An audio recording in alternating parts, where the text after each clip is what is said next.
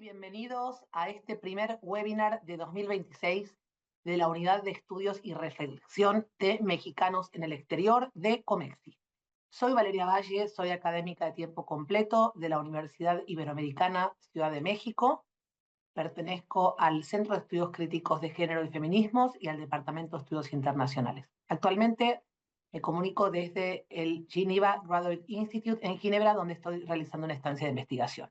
Permítanme presentarles a las personas que serán panelistas en este primer webinar que hemos titulado 2026, primera revisión o fin del TEMEC, oportunidades para México y Canadá. Nos acompañan el doctor Manuel García y Griego, quien es profesor de Historia de la Universidad de Nuevo México, en Estados Unidos, la doctora Paola Suárez Ávila, quien es Senior Fellow de esta Unidad de Estudios y Reflexión de Mexicanos en el Exterior de Comexi, y la doctora Mariana Aparicio Ramírez, profesora del Centro de Relaciones Internacionales de la Facultad de Ciencias Políticas y Sociales de la UNAM.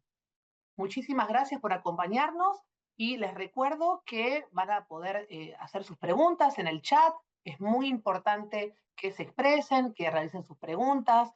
Vamos a contar en esta oportunidad con 2 bloques de intervenciones de nuestras personas panelistas y voy a continuación realizar una pequeña introducción antes de dar pie al primer bloque. Les agradezco muchísimo su presencia el día de hoy. No, desde que Donald Trump asumió la presidencia de Estados Unidos, desde, digamos, su segunda ocasión, el 20 de enero de 2025, su administración se ha caracterizado por conducir e implementar la política exterior y comercial de Estados Unidos mediante los principios de sus plataformas político-electorales de 2016 y 2024, de Make America Great Again, MEIGA, y Make America Safe Again, MEISA, respectivamente. Y ambas, como ustedes saben, se sustentan bajo el argumento de situar a Estados Unidos primero. En este sentido, los discursos, las declaraciones, las publicaciones y las acciones del presidente Trump al exterior se han centrado en posicionar y atender aquellos asuntos que son considerados como problemas, así los caracteriza él, problemas de seguridad nacional. Por ejemplo, la migración, es decir, la criminalización de la migración, el crimen organizado, el tráfico de drogas, especialmente el fentanilo, y solo para mencionar algunos de los aspectos prioritarios de su agenda gubernamental. Además, ha utilizado como táctica de presión el amenazar al aumento de aranceles cuando encuentra alguna oportunidad o cuando otro país o países toman medidas a las que él se opone. Esta táctica es una medida con efectos comerciales que frecuentemente él aplica en contextos no comerciales, lo cual no sorprende. Ha generado fuertes reacciones fuera y dentro de Estados Unidos como una táctica violatoria de acuerdos que Estados Unidos mismo ha firmado en años pasados. En este contexto, este webinar que hemos titulado 2026, primera revisión o fin del TEMEC, opciones para México y Canadá, tiene como propósito reflexionar en torno a las opciones disponibles para México y para Canadá, para ambos países, en la primera revisión del TEMEC. Estas reflexiones toman en cuenta como punto de partida la enorme incertidumbre que todos tenemos sobre la postura del gobierno de Estados Unidos, que tomará en negociaciones en el transcurso de este año. Bueno, antes de comenzar, permítame comentarles la dinámica. Cada participante va a tener en total 15 minutos para sus intervenciones, que vamos a dividirlas en 2 rondas de 6 minutos cada una. Va a haber también una última ronda de 3 minutos para que cada quien desarrolle sus reflexiones de cierre, y finalmente vamos a abrir una sesión de preguntas y respuestas a las y los asistentes, donde cada ponente contará con 3 minutos para expresar sus comentarios. Y entonces ahora voy a dar pie al primer bloque con una pregunta en general. El TEMEC se va a someter a la primera revisión formal a partir de julio de 2026, aunque ya se han iniciado acercamientos y también fricciones en términos de la política comercial entre los 3 socios comerciales.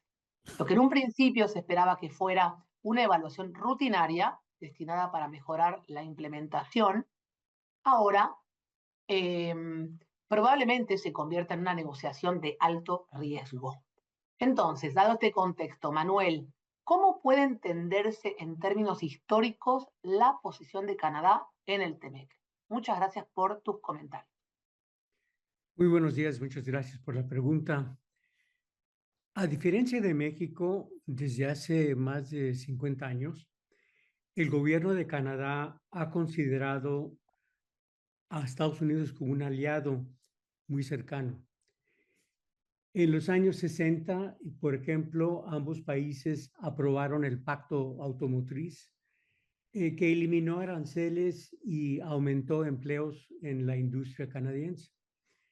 El primer acuerdo de libre comercio en América del Norte fue, de hecho, el conocido FTA, iniciado por Canadá en 1985 y aprobado en 1988, ratificado esencialmente en Canadá por el electorado en las elecciones de los conservadores. Sin meternos en muchos detalles del primer acuerdo, conviene subrayar cuáles eran los motivos de Canadá al buscar este acuerdo con el país que era y sigue siendo su principal mercado de exportación. Los gobiernos canadienses llegaron a la conclusión que el mercado para los productos canadienses era demasiado pequeño sin tener un relativamente libre y predecible, y quiero subrayar la palabra predecible, acceso al mercado de Estados Unidos. El comercio regido por el GATT, que era lo que funcionaba antes del FTA, permitía demasiadas posibilidades para que los intereses económicos estadounidenses disputaran el comercio con Canadá. Y como Canadá es un país relativamente pequeño en términos en relación con Estados Unidos, en términos de poder de negociación, los, los exportadores canadienses eran afectados gravemente en algunas de esas disputas con Estados Unidos. Entonces, el FTA en 1988 creó un mecanismo independiente basado en reglas y procedimientos predecibles, y Canadá insistió en ese mecanismo antes de concluir el acuerdo. Los resultados después del FTA y luego el TLC posteriormente fueron aumentos comerciales para Canadá enormes hasta llegar incluso al 50% del PIB en términos de su volumen económico importante.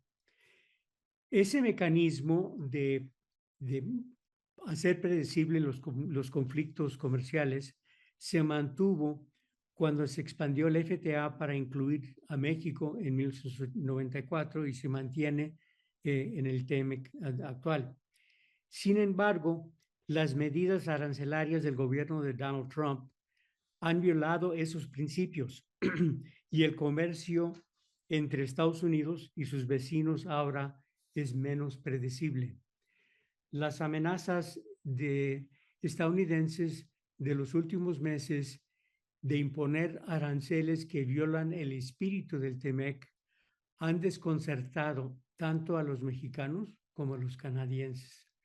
La retórica de Trump, que incluso de que tal vez se anexe a algún territorio canadiense para formar otro estado de la Unión Americana, y otras declaraciones desenfrenadas del presidente estadounidense han provocado fuertes reacciones canadienses hasta alcanzar el boicot de productos estadounidenses y también de dejar de visitar como turistas a Estados Unidos, lo cual ha impactado económicamente a la industria turística estadounidense.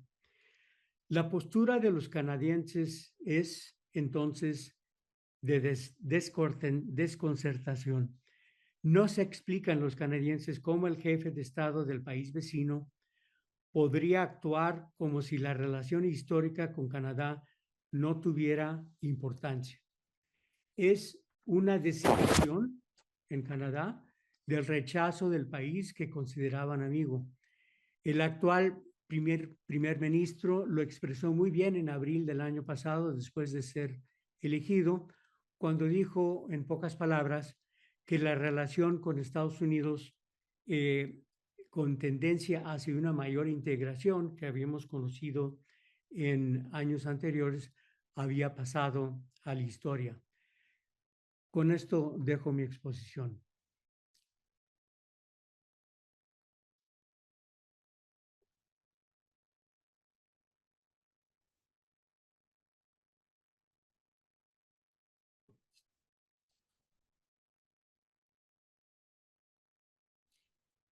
Valeria, creo que hay que mudarse.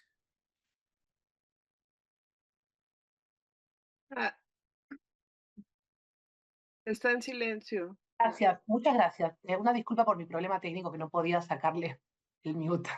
Bueno, para continuar, vamos a continuar ahora con la intervención de Paola. Paola, la renovación del TEMEC en 2026 representa una oportunidad única para profundizar la integración regional. Bajo esta premisa, ¿cómo puede Norteamérica evolucionar de una simple apertura de mercados a un ecosistema de codesarrollo que maximice las ventajas del nearshoring y fortalezca nuestra soberanía industrial frente a China? Gracias por tu respuesta. Gracias, Valeria.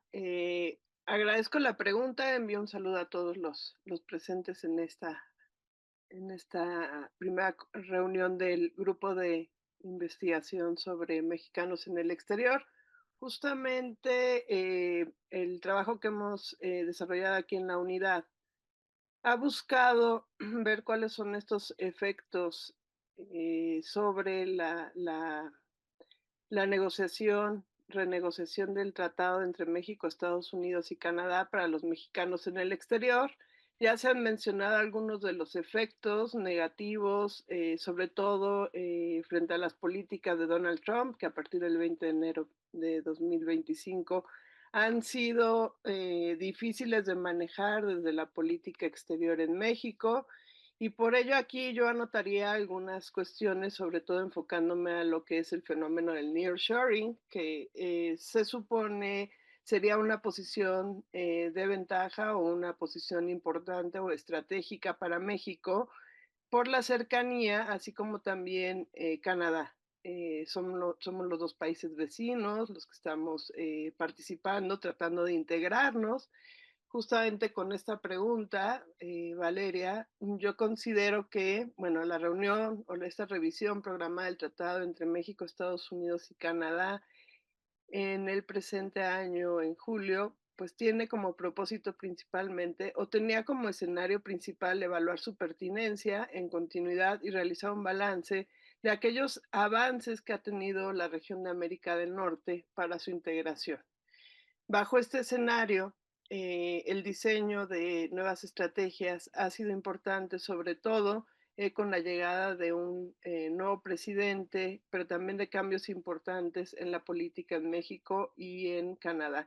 Algunas veces acelerados por las propias posiciones, no solo políticas, sino también comerciales de Donald Trump desde su primera administración, sino también por los cambios políticos y el desarrollo que necesita cada uno de los países, en tanto que México tiene problemas muy particulares, representando una tercera economía no tan potente como la de los Estados Unidos y la de Canadá, pero sí con una prioridad que para los mexicanos podría ser el consolidar la integración con estos dos aliados, que son tanto Canadá como los Estados Unidos, para fortalecer el liderazgo a nivel regional y también a nivel global. Ante esta disyuntiva tenemos dos posiciones de Estados Unidos que a la vez se vuelven dos posiciones de México y dos posiciones de Canadá. Tenemos la disyuntiva de o seguimos trabajando en conjunto como una cohesión o trabajamos en una fragmentación. Hay posturas de diversos comités y cámaras de comercio que subrayan la necesidad de que necesitamos avanzar conjuntamente mediante la ratificación y extensión del tratado. Pero claro que hay cuestionamientos desde la política de Donald Trump. En este sentido, hay que destacar, siguiendo la trayectoria del propio Tratado de Libre Comercio de América del Norte, que empezó a funcionar desde 1994, que tenemos un proceso único en la región de América del Norte de integración, que hay matices dentro de esta esta valoración, y sí podemos hacer el periodo mucho más corto. Yo nada me centraría aquí en la crisis sanitaria de 2020, que ha funcionado para México, tanto como para México como para Estados Unidos y Canadá, para posicionarse como región, posicionando a México, a Estados Unidos y a Canadá como un pilar estratégico para garantizar la continuidad de la producción por medio de cadenas de valor y hacer resilientes estas propias cadenas de valor que se vieron contraídas durante la emergencia. Las decisiones de cada uno de los países a partir de la pandemia del 2020 han sido importantes para revalorar todo este proceso de integración. Bueno, hasta aquí yo dejaría mi respuesta. Muchísimas gracias, Paola, y gracias por atenderte a los tiempos, igual que Manuel. Ahora vamos a pasar a los comentarios de Mariana. Mariana, ahora te preguntaría entonces, para que continúes con tu primera intervención, entonces, ¿cuál es el entorno de la historia política que se enmarca en la negociación del TEMEC? Eh, ¿Y qué es distinto en 2026 en relación con lo negociado durante el periodo anterior, bueno, cuando tuvimos las últimas negociaciones que vas a comentar en 2018? Muchas gracias, adelante. Muchísimas gracias, Valeria, por la pregunta y bueno, agradecer también a mis colegas que me antecedieron. El entorno político es muy importante. Ya decíamos que 2026 es el año de la primera revisión a partir de la cláusula sunset, pero vale muchísimo la pena que en no solamente los aspectos técnicos, sino también el ambiente político en el que se está desarrollando esta primera revisión, pero también de dónde venimos. Y en realidad, Valeria, si me permitieras, ¿no? Ir como muy, muy atrás en la negociación del Telecán, pues bueno, parte de la estrategia en el sistema multilateral de comercio era una gran incorporación de países en vías de desarrollo que no necesariamente iban de acuerdo a los intereses de lo que se estaba reduciendo, medidas arancelarias y no arancelarias que se estaban reduciendo. En el paso que sería del GATT a la OMC.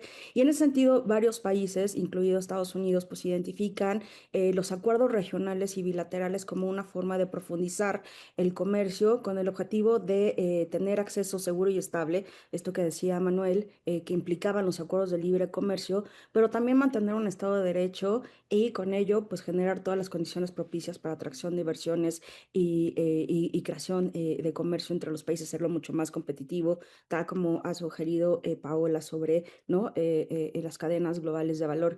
Esto se da en este contexto. Para México implicaba el Tratado de Libre Comercio, su incorporación al Telecán como una opción para el desarrollo económico, pero creo que algo que tienen en común tanto México como Canadá es que veían este primer acuerdo en la década del 90 como una posibilidad de acceso seguro y estable al mercado más importante para cada una de sus economías, sin los riesgos políticos que eso implicaba, ¿no? Que ese es claramente el escenario que tenemos actualmente.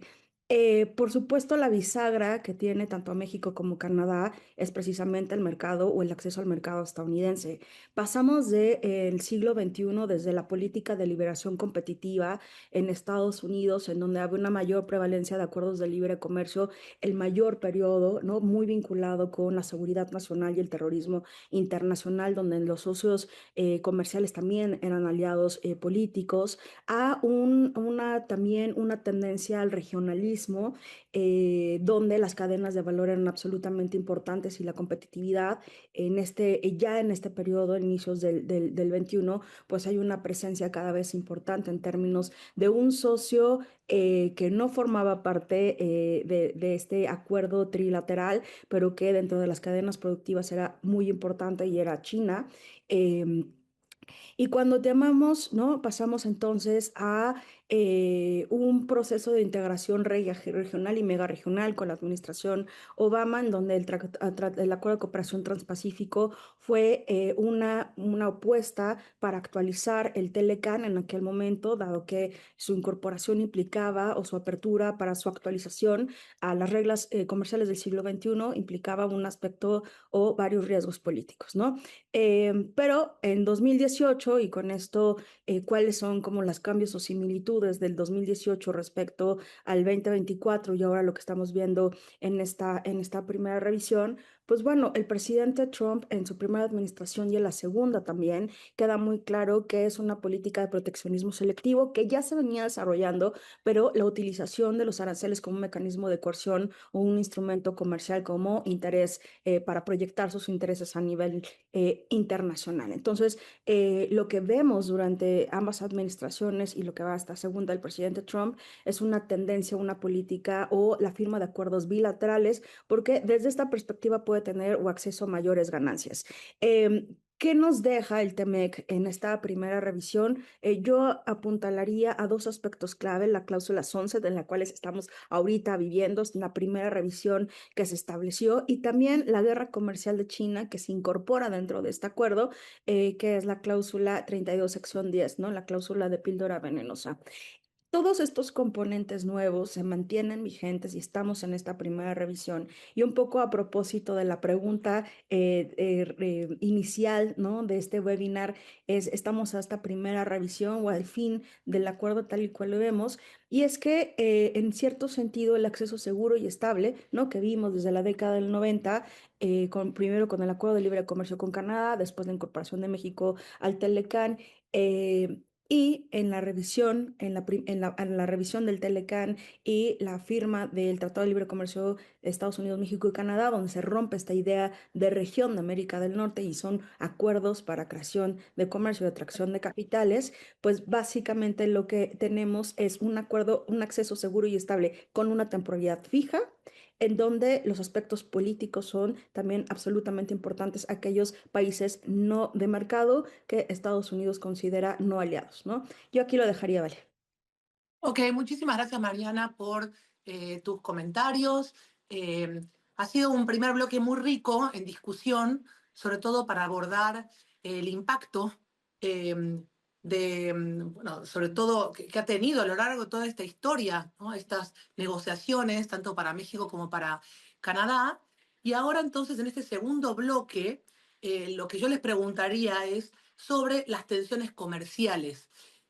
Estas tensiones han incrementado desde que el presidente Donald Trump comenzó su segundo periodo al frente del Ejecutivo Federal. Entonces, ¿cuáles serán los posibles escenarios tanto para Canadá como para México? Entonces, te pedía, Manuel, si pudieras responder en primer lugar. Muchas gracias.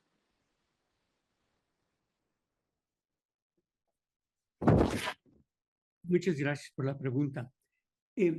Yo creo que antes de hablar de las opciones para Canadá, habría que reconocer que el efecto inmediato de una suspensión o gran modificación del TEMEC sería o del aumento de aranceles a los niveles que ha amenazado el gobierno de Trump, sería una gran recesión regional, no solamente para Canadá, tal vez para Estados Unidos y seguramente para México también.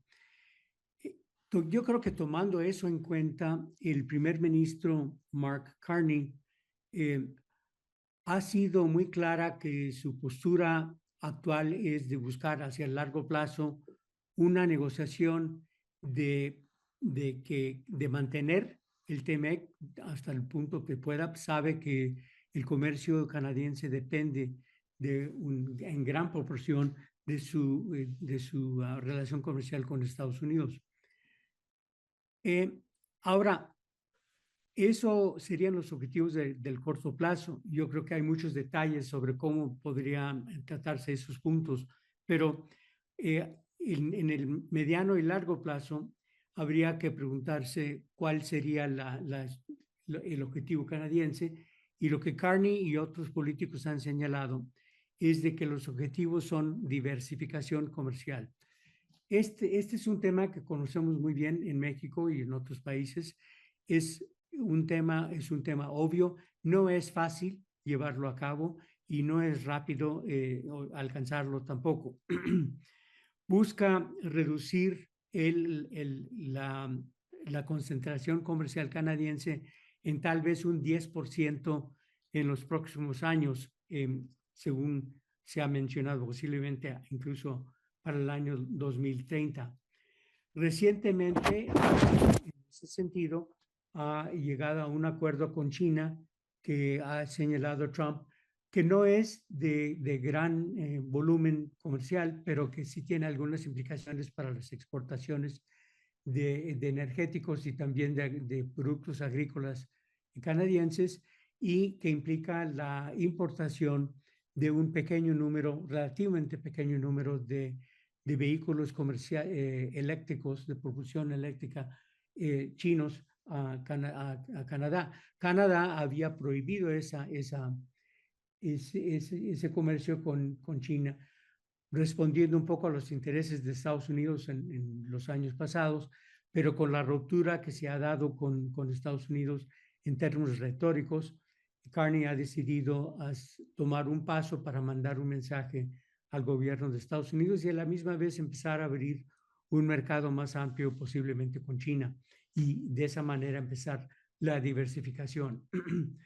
Ha realizado también acuerdos comerciales con Europa y otros países. Ha viajado, los viajes del año pasado han sido por Asia y también por Europa, con la búsqueda de acuerdos comerciales importantes. Como parte, además de la diversificación comercial, Canadá ha buscado reorientar su manufactura de automóviles y de productos automovilísticos a vehículos de propulsión eléctrica. Dado que Estados Unidos se ha retraído en este sentido, en realidad le ha dejado un campo importante al mercado canadiense, que obviamente también sería de mediano a largo plazo, no va a ser de efectos inmediatos. Esto implica posibilidades para Canadá de tener una competitividad importante en el mercado internacional. Ahora bien, habría que recordar que Canadá ha encontrado su situación con Estados Unidos no muy diferente de la situación que México ha considerado que tenía frente a Estados Unidos, de una vulnerabilidad y de una dependencia económica en términos de la relación comercial y de inversión estadounidense. Cambiar estas circunstancias no es algo que se pueda lograr en el corto plazo. Va a llevar algunos años, por lo cual va a ser indispensable para Canadá buscar cómo mantener el TEMEC como un proceso importante para la economía canadiense en el corto y mediano plazo. Pero en el largo plazo creo que los canadienses, con sus acciones en términos de sus reacciones hacia Estados Unidos a la retórica de Trump, señalan que incluso con cambios políticos en Estados Unidos, Trump no va a ser presidente por más de 3 años. Entonces, dada esta circunstancia, creo que Canadá ya no va a confiar en que en Estados Unidos no podría volver a tener una situación de vulnerabilidad como la que ha tenido con Trump. Por otra parte, la relación con México ha sido muy débil en los años pasados entre Canadá y México, pero creo que lo que hemos visto con Carney en el año pasado es una búsqueda de un acercamiento con México para ver si en esas negociaciones Canadá no sea el único que mantenga una posición frente a Estados Unidos en términos de los asuntos comerciales. Veremos cómo se desarrolla esta transición de una relativa vulnerabilidad de corto plazo a una posible mayor independencia en el mediano y largo plazo. Gracias. Gracias, Manuel. Ahora adelante. Y uno de los mayores retos justamente para México actualmente es pensar estos escenarios con retos que tiene anteriormente ya trazados, sobre todo en este gran proceso del Tratado de Libre Comercio con Estados Unidos y Canadá. Tiene aparte los retos de la actualidad. La política estadounidense, por ejemplo, ha oscilado entre un proteccionismo interno, como ya se mencionó por medio de MAGA y otros proyectos tanto políticos como económicos, y una relación transaccional que se ha representado por medio de esta guerra arancelaria entre México y Estados Unidos, en la cual pues Estados Unidos amenaza, o al principio por lados de la administración, hubo amenazas directas al subir todo tipo de aranceles. Donald Trump en algún momento mencionó que México y Canadá habían obtenido muchos beneficios por la condición de vecindad con Estados Unidos. Entre los grandes beneficios, pues ha sido la reducción de aranceles, los cuales pues él ya no está dispuesto a negociar o a renegociar en el siguiente TEMEC y para ello, ¿no? Yo creo que uno de los grandes retos de México a partir del año pasado es pues mejorar esta arquitectura del TEMEC que se ha desdibujado a partir de una nueva guerra, no solo a nivel regional, sino a nivel global que ha iniciado Estados Unidos, que ha sido la guerra arancelaria. Paralelamente, México ha tenido ha planteado otros escenarios por medio de la presidenta Claudia Sheinbaum, una estrategia mucho más negociadora, buscando un mayor modelo de firmeza institucional, impulsando desde el primer año de gobierno de la presidenta Claudia Sheinbaum el Plan México, que hace apenas algunos días se ha presentado una segunda gran reunión con empresarios mexicanos, en los cuales se pretende o busca priorizar la soberanía económica de México, sobre todo buscar depender mucho menos de los Estados Unidos debido a esta crisis que se presenta pues cada 2 meses por la renegociación de impuestos con Estados Unidos y bueno, buscar el fortalecimiento obviamente de la industria nacional. Este cambio de paradigma coincide también con un auge del nearshoring, es decir, parecen dos visiones a la inversa. Por un lado, se negocia que el nearshoring es una ventaja de oportunidad tanto para México como Canadá, como para los Estados Unidos, para cooperar, bajar impuestos o aranceles, como puede ser para la industria automotriz. Eh, eh, como por otro lado, pues esta cerrazón o este de Donald Trump. Aquí hay que hacer claro que para México es un programa mucho más allá de solo la reubicación de empresas o de fábricas hacia México, ¿no? Por ejemplo, traer más empresas automotrices a México, no solo de Estados Unidos y de Canadá, sino pues ampliar a otros países, sino que pues es transformar también el tipo de productividad que tiene México. Y una de las principales exigencias y que también desde la primera administración de Donald Trump ha hecho notar a la economía mexicana es esta forma de productividad mexicana que sí tiene que ver con los mexicanos en el exterior y también los mexicanos actualmente que trabajan en el sector de la maquila y una de las grandes y duras críticas ha sido las condiciones laborales. México, en este contexto, ha buscado aumentar en los últimos 8 años el salario mínimo de los mexicanos, que desde un principio de la época neoliberal se ha considerado que el subir el salario mínimo a los empleados mexicanos pues bajaría la productividad o la inversión extranjera directa a nuestro país. Esto se ha demostrado en en los últimos 6 años, que no es cierto, ¿no? Que el subir el nivel de salario, el nivel salarial a los trabajadores mexicanos, pues no ha sido en detrimento de la economía mexicana. Sin embargo, pues esta aceleración salarial, pues tampoco ha sido rápida, ni ha sido, eh, digamos, nunca hemos logrado nivelar el porcentaje salarial de un mexicano comparado con un trabajador estadounidense y canadiense. A esto Estados Unidos le llama una competencia desleal.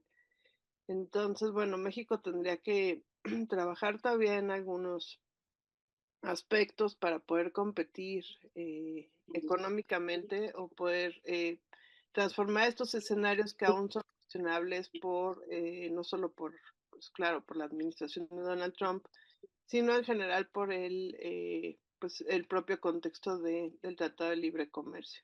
Aquí yo ya nada más haría otro énfasis que México sí ha trabajado, sobre todo a partir de estos programas de negociaciones con Estados Unidos, ha trabajado mucho más cercano con México, con Canadá, perdón, revitalizando una relación bilateral que pudo haber sido mucho más vital en los años anteriores y sin embargo permaneció siempre en un segundo plano. Y a ello, bueno, con la llegada del primer ministro McCartney, se hace a partir del año pasado un plan que busca fortalecer no solo la relación trilateral entre México, Estados Unidos y Canadá, sino la relación bilateral México-Canadá, que se llama el Plan México-Canadá y que consiste en hacer un plan conjunto, sobre todo en reforzar algunas cooperaciones estratégicas de 2025 a 2028, con el fin de no descuidar las agendas que se tiene tanto en Ottawa como en la Ciudad de México. Bueno, yo podría dejar aquí, hay muchísimas cosas más que yo quisiera trabajar, pero bueno, podemos irnos a la ronda de conclusiones. Gracias. Creo que Mariana también, todavía tenemos unos minutos para que Mariana también pueda expresar sus comentarios en este segundo bloque de preguntas, de comentarios. Muchas gracias. Adelante, Mariana. Gracias, Valeria. Pues bueno, me parece que em, este periodo está, ¿no? Muy vinculado con la incertidumbre. Digamos, hay aspectos técnicos del acuerdo a los cuales nosotros no nos estamos abocando, pero sí hay ciertas fechas importantes que han generado ciertas tensiones, porque lo que implicaba, ¿no? El artículo 34, sección séptima del TEMEC, que era justo una revisión en términos temporales, y dar certidumbre hasta el nivel del acuerdo. Ustedes pueden ver, esta es una línea del tiempo que ha hecho CSIS, el programa que está en Washington, justo sobre la línea del tiempo del TEMEC. ¿Y por qué digo incertidumbre? Porque si bien es cierto que hay fechas muy específicas y muy claras sobre qué esperar en el TEMEC, y con eso generar un ambiente propicio para los negocios, pues bueno, el día de la liberación de aranceles recíprocos en términos de la política comercial del presidente Trump en esta segunda administración, muy al inicio de su administración, lo que ha creado es un ambiente de incertidumbre, ¿no? Que ha desincentivado o en algunos aspectos ha congelado muchas de las potenciales inversiones que se realizarían en los tres países, casi una obligatoriedad de amenazas arancelarias si no se relocaliza la producción estadounidense en territorio de Estados Unidos, y con eso también regresar empleos. Pero también se ha puesto en cuestionamiento la competitividad regional de América del Norte por otras regiones que están en amplio desarrollo y de alta competitividad, en innovación, en ciencia, en tecnología, en bienes de alto valor agregado. Esto ha implicado que los socios comerciales busquen acercarse con otros socios, bien lo decía Manuel, acercamientos con otros países, porque no se puede negar que ambos, tanto México como Canadá, tienen una alta dependencia comercial y de inversión al mercado estadounidense, pero que esta política, la utilización de los aranceles o de las medidas arancelarias como con intereses políticos, sumado a las sanciones económicas, pues ha de alguna forma tambaleado de forma importante. Solo para cerrar brevemente, Vale, me encantaría comentarles a todos aquellas y aquellos que nos escuchan, pues bueno, en la primera, ¿no? fecha empezamos en 1 de julio de 2020. Ese es el año en que entra en vigor el acuerdo. Julio 2026, el 1 de julio, ¿no? Lo que vamos a vivir este año, pues es la primera revisión formal, ¿no? Del Consejo del TEMEC para aplicar la cláusula sunset. Sí, hay dos caminos, ¿no? Si los tres países miembros deciden ir al acuerdo, pueden extender el TEMEC hasta el 2042, pero si deciden que no, un país puede empezar el proceso de denuncia del acuerdo, el desacople del mismo. Y eso implica al menos un periodo largo del tiempo, y entraríamos a una serie de revisiones anuales, que es una cuestión muy técnica que en teoría da certidumbre, esta estructura de revisiones y de extensiones del acuerdo, lo máximo que llegaríamos hasta ahora, si todo va bien y los 3 países miembros deciden, 2048 sería la máxima extensión, la última revisión sería 2038, pero de nuevo, todo esto puede irse modificando por algunos aspectos políticos, como si se puede mantener o no mayoría en el Congreso, porque, como bien hemos dicho, la bisagra de este acuerdo per se es justo Estados Unidos, y bueno, pues tampoco podemos dejar de lado que hay elecciones próximas, que la composición del Congreso puede modificarse, pero también, y lo más importante, es que el actual presidente de Estados Unidos no tiene la autoridad para comerciar, lo cual pues hace mucho más complejo un escenario del Congreso distinto en términos de curules. Yo lo dejaría hasta aquí, te regreso la palabra, Vale. Muchísimas gracias, Mariana. Bueno, y también a Manuel y a Paola por atenerse excelentemente a los tiempos. Les agradezco muchísimo todo el espectro histórico que han dado, todo un panorama histórico muy completo y además también la parte enfocada en el segundo bloque en la actualidad. Y bueno, y tú, Mariana, te enfocaste ahora a lo que viene en las elecciones, ¿no? Estamos muy pendientes al timing electoral que va a pasar con esta reconfiguración del Congreso de Estados Unidos, que tantas repercusiones van a tener no solo para ese país, sino también para el mundo. Estamos expectantes. También, bueno, para cerrar me gustaría hacer un comentario. Creo que no hay ningún país del mundo que se salve de las repercusiones obviamente, del unilateralismo reforzado de Donald Trump. Obviamente Canadá y Estados Unidos sienten una presión muy fuerte por ser vecinos y ser vecinos en América del Norte, pero les comento que esta mañana nos despertamos en Suiza con el temblor de la noticia de que Trump no solamente había, obviamente, se había comunicado con la primera ministra de Suiza diciéndole que había habido a unas aranceles de 30%, pero como la había tratado mal, había sido muy agresiva. Imagínense el lenguaje, este lenguaje que utiliza Donald Trump a sus electores, ¿no? Como había sido muy agresiva, había decidido subirle los aranceles a Suiza al 39%, diciendo que cómo podía ser posible que ella enfatizara que Suiza era un país pequeño y que se aprovechaba de Estados Unidos, ¿no? Que no era ningún país pequeño, que era muy chic, pero que estaban aprovechando de Estados Unidos. Entonces imagínense lo que le corresponde a Canadá y a México, vecinos, después de tratar así a un país del norte global tan importante para Estados Unidos a nivel financiero, por ejemplo, ¿no? Entonces, agradezco mucho este webinar y ahora vamos a pasar a las preguntas y respuestas. Veo en el chat que tenemos, bueno, primero tenemos 2 preguntas de José Joel Peña, que aprovecho para saludarlo y para felicitarlo por su nueva adscripción como profesor investigador en la FESA Catlán de la UNAM. Muchas felicidades. Él realizó 2 preguntas que las voy a leer de manera consecutiva y luego también tenemos otra pregunta de Jacibe Luna. Se las voy a leer para que por favor los 3 panelistas puedan tomar nota y luego pueden participar. Las preguntas son las siguientes. Buenos días, dice José Joel Peña. Muchas gracias por sus intervenciones. Tengo 2 preguntas. En la revisión, dice la primera, ¿no? O desde mi perspectiva, renegociación entre comillas del TEMEC, ¿qué tipo de mecanismos se podrán utilizar para que en la práctica se canalicen las preocupaciones sobre comercio con terceros países? Por ejemplo, reglas de origen, verificación, aduanas, cooperación regulatoria, y qué evidencias suelen detonar que un tema pase de lo técnico a lo político. Esa es la primera pregunta. Por cuestiones de tiempo voy a leer también la segunda y la tercera, para que ustedes las tengan y las puedan interconectar. La segunda pregunta de José Joel Peña dice: ¿creen que el gobierno estadounidense presione a las otras 2 partes para el fortalecimiento de la cláusula relativa a la prohibición de suscribir un TLC con países cuyas economías no sean de mercado?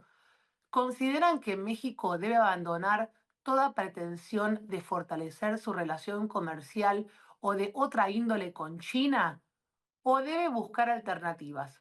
En el último caso, ¿cuáles propondrían? Muchas gracias. Y ahora voy a pasar a la tercera pregunta de Jacibe Luna. Desde sus perspectivas, ¿de qué manera este panorama actual podría incentivar o desalentar la paradiplomacia, es decir, las relaciones internacionales subnacionales? Muchísimas gracias, les escucho a quien quiera participar en primer lugar.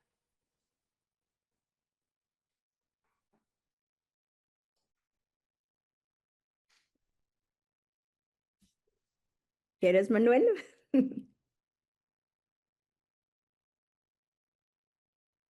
Si quieren, en relación a la segunda pregunta de Jaciba Luna, eh, ya estamos encontrando que los estados de California, Nueva York y Massachusetts han buscado acordar o hacer ciertos acuerdos o adoptar políticas locales que puedan repercutir en la relación con México en un caso o con Canadá en el otro. Obviamente no van a poder modificar lo que es jurisdicción federal en términos de los aranceles, por ejemplo, pero sí están en condiciones de poder participar en algunos de los litigios en relación a cómo se está llevando a cabo el acuerdo. Esto lo estamos viendo, por ejemplo, en el área de migración, precisamente donde los gobiernos locales, estatales, principalmente California, más recientemente Minnesota también y Massachusetts han demandado al gobierno de Estados Unidos, al gobierno federal de Estados Unidos en términos de su aplicación de leyes migratorias. Regresando a los temas de Canadá y México en términos de comercio, creo que los efectos serían más bien por el lado de inversiones en políticas locales de compra de productos canadienses o mexicanos, coordinación de otros ciertos tipos, así que las relaciones paradiplomáticas o digamos de relaciones entre gobiernos locales y subfederales van a ser un elemento que podemos esperar se den más adelante. De que si puedan modificar o de manera importante los resultados en términos del TEMEC, lo veo difícil. Veo mucho más fácil que las industrias, los industriales, los efectos, las personas que tienen que hacen compras o hacen exportaciones desde Estados Unidos puedan repercutir sobre la política interna y creo que eso va a ser mucho más importante que la acción de los gobiernos, por ejemplo, de los gobiernos locales y estatales en lo que se trata de la negociación del TEMEC del TEMEC principalmente. Habría que tomar en cuenta, nada más como punto final en ese aspecto, de que no solamente México y Canadá son dependientes o vulnerables a cambios de la política comercial norteamericana, también lo son las industrias propias norteamericanas, la manufactura de automóviles, muchos negocios, pequeños negocios en Estados Unidos han sido afectados por los aranceles y la política que ha adoptado Trump. Yo creo que por ahí habría que ver alguna expectativa en términos de relaciones con aliados en Estados Unidos. Gracias. Muchas gracias, Manuel, por tu respuesta. Sí, a mí me gustaría hacer algunos comentarios sobre las preguntas. Quizás no se pueda contestar todo pues, aseverando justamente porque son escenarios y estos escenarios van cambiando. Lo que sí yo podría decir acerca de México y la diversidad o diversificación de los mercados, que ha sido también una de las apuestas, creo que Manuel ya lo había mencionado para Canadá, pero en el caso de México también es una de las apuestas el lograr diversificar no solo sus productos, sino también los mercados. Esto con el fin de pues romper un poco la dependencia que se tiene con los Estados Unidos en cuanto pues a la relación comercial, que obviamente para México representa la relación más importante y de la cual pues hemos sido dependientes desde el 94. La parte de la diversificación de mercados, valdría la pena aquí mencionarla, ¿no? Que sí hay en este sentido, una manera de identificar, o que deberíamos desde México identificar una agenda de intereses quizás compartidos con el mercado chino.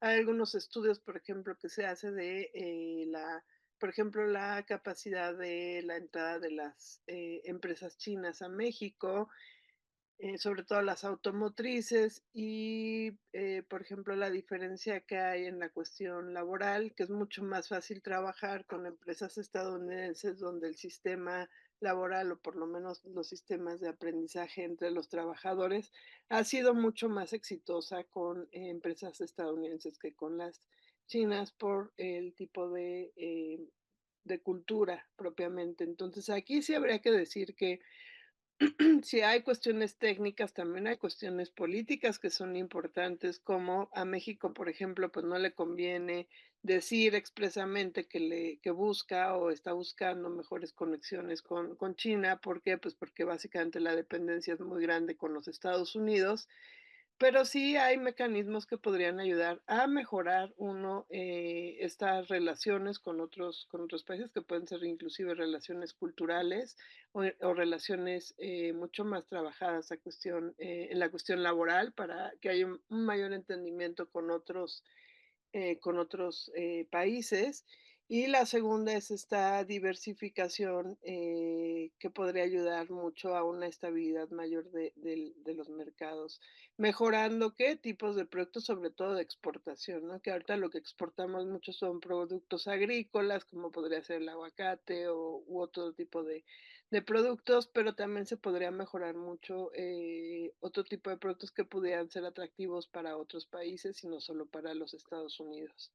Por ello, pues los puentes pueden ampliar desde la paradiplomacia, se pueden ampliar a niveles regionales, a nivel regional mucho más local que como lo vemos ahorita en una dimensión puramente transnacional.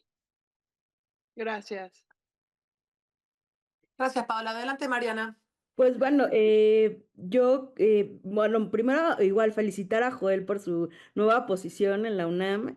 Muchas gracias, Joel, por tus preguntas, y Jacibe también es un gran tema que hay que tener en mente.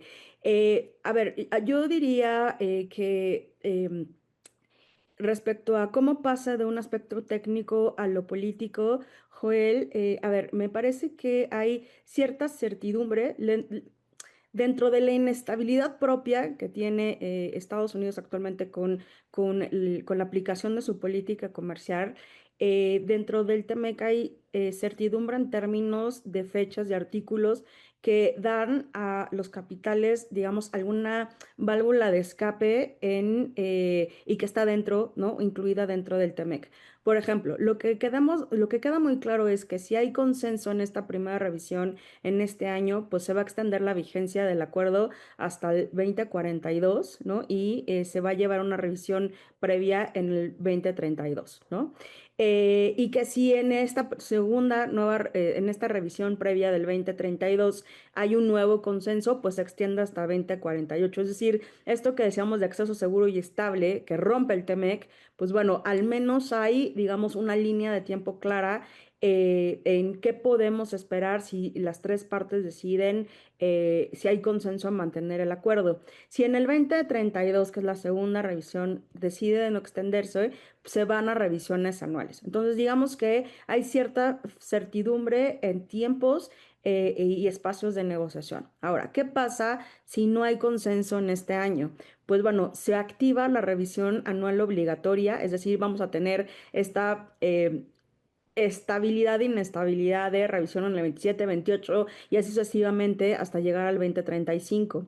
Si no hay un acuerdo de renovación del TEMEC, pues este termina en el 2036. Ahora, dentro del acuerdo también hay ciertos artículos que dan certidumbre a los mercados y destrabar ciertos temas. Por ejemplo, la resolución de controversias del capítulo 31, que es un aspecto muy técnico, que por supuesto no hablamos acá y hay altos especialistas, abogados en esta materia, pues bueno, prevé las consultas previas respecto a un tema en particular en donde se tienen desacuerdos o inquietudes de las partes. Un ejemplo claro, en el caso mexicano con Estados Unidos y que después se suma a Canadá, pues tiene que ver con el maíz transgénico, ¿no? Que ya hubo el fallo el año pasado y que más o menos México ha hecho las modificaciones. También hay un acuerdo de enmiendas. Acuérdense que en el Telecan no teníamos esta posibilidad. El TEMEC sí lo aborda, que es el artículo 34, sección tercera, que permite que cualquiera de las partes, ¿no?, de los países miembros solicita modificaciones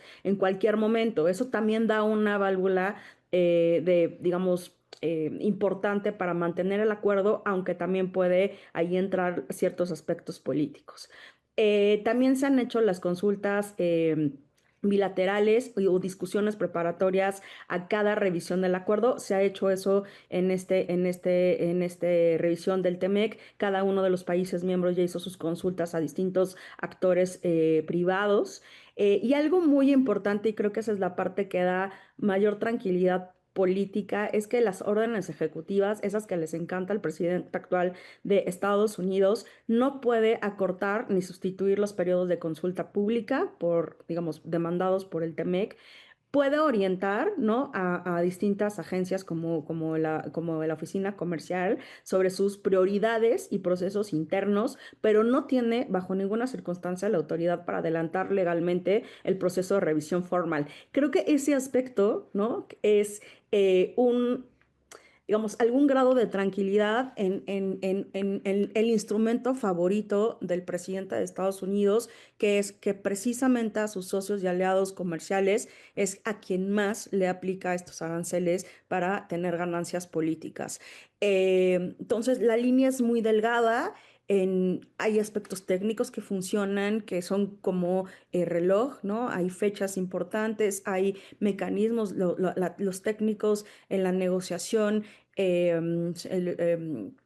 se dieron, ¿no?, a la tarea de dar válvulas de escape que no tenía el Telecan, pero por supuesto lo que nos ha mostrado la política comercial del principal socio que une tanto a México y a Canadá, pues es la instrumentación de las medidas de instrumentos de política comercial con fines políticos, donde el razonamiento económico no es el que prevalece en estos aranceles, que ahora son selectivos, pero que el año pasado eran generales. Creo que vamos a ir viendo una evolución, ¿no?, de la política comercial estadounidense, porque si hay algo claro es que en elecciones donde la economía no es favorable, pues bueno, produce cambios y esos cambios, pues bueno, nos pegan directamente a los dos vecinos, tanto del norte como del sur. Vale, te regreso la palabra. Muchísimas gracias. Me quedo con tus palabras que me parecen maravillosas como para cerrar, ¿sí? Creo que una gran conclusión la acabas de decir. Este es un año electoral, ¿no? Hablando del tema de la variable histórica, de la variable, digamos, temporal. Estamos en 2026, año electoral. Trump le habla específicamente a sus electores y entonces todas sus políticas, sus decisiones de política comercial, obviamente están orientadas a que le escuchen sus electores en este año electoral.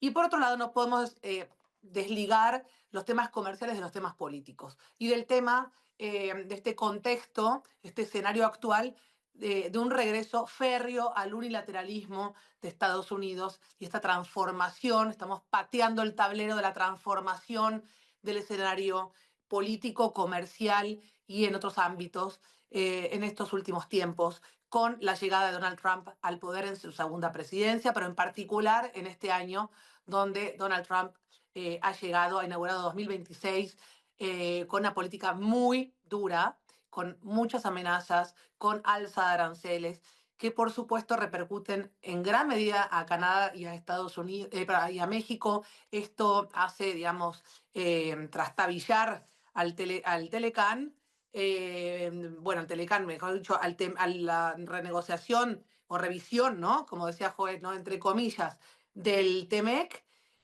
Pero también esto, como ya comenté anteriormente, esto tiene afectaciones para todos los países del mundo, inclusive a los pequeños países, de los nortes globales, inclusive, pero también, por supuesto, de otros sures globales. Les agradezco muchísimo su presencia el día de hoy, nuestro primer webinar. Quisiera primero agradecer a nuestras personas panelistas, a Manuel García Griego, muchísimas gracias, doctor, profesor de Historia de la Universidad de Nuevo México, gracias a la doctora Paola Suárez Ávila, quien es nuestra Senior Fellow y coordinadora de nuestra unidad de estudios y reflexión de esta web de COMEXI, de Mexicanos en el Exterior. Muchísimas gracias, doctora Mariana Aparicio Ramírez, del Centro de Relaciones Internacionales de la UNAM, de la Facultad de Ciencias Políticas y Sociales. También quiero agradecer especialmente al COMEXI, en particular a Margarita Michel Iceta y a Carla Córdoba por el apoyo técnico importantísimo. Sin ellas dos no hubiéramos tenido la oportunidad de conectarnos el día de hoy.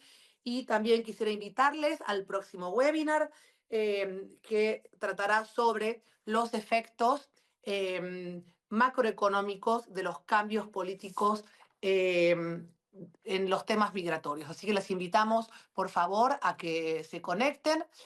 Paola, ¿quisieras dar, por favor, más información al respecto?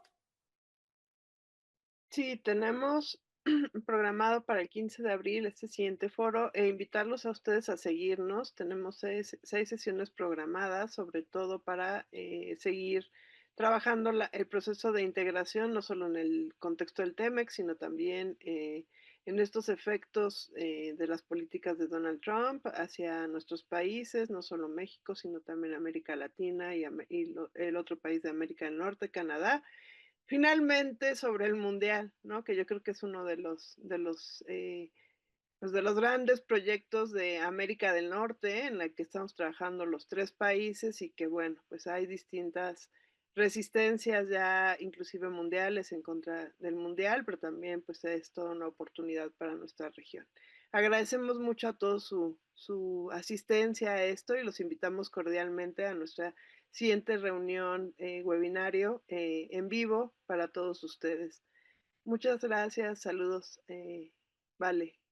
Muchas gracias también a quienes hicieron las preguntas, a José Joel Peña y a Jacibe Luna.